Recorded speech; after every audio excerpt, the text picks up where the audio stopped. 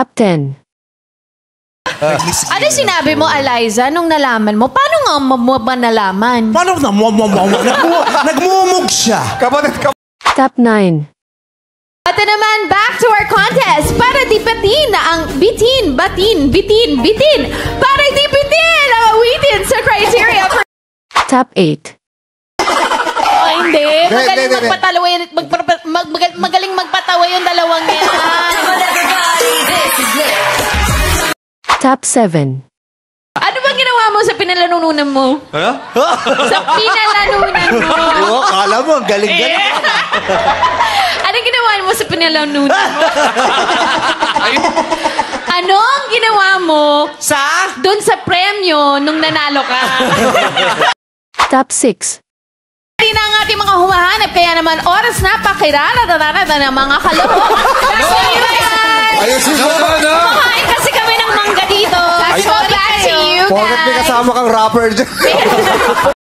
Top 5. Pero may malinis na ba yung mga palakang bukid? Oo, yung palakang bukid. Tama. Yung palakang bukid. Oo. Kaya naman. Top 4. Eto na ang patimpalak para mga ginoong malakas at loob at malakas rin mga tuwiran.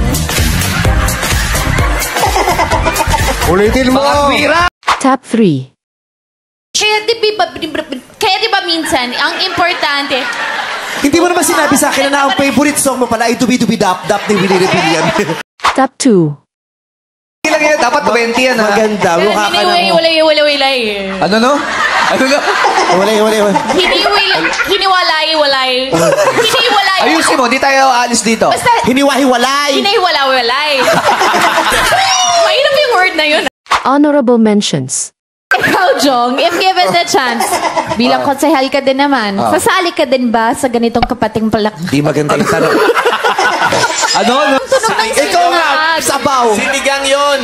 Alam ko yung sinigang, pero yung sinaag, O, sinaag pa. sinangag. Sinaag. Isa pang ganyan, ikaw sinapak ka sa akin mamaya. Yung tunog, umalis ang isa nang hindi man lang nagpaalam. Ngayon, Ano ba talaga?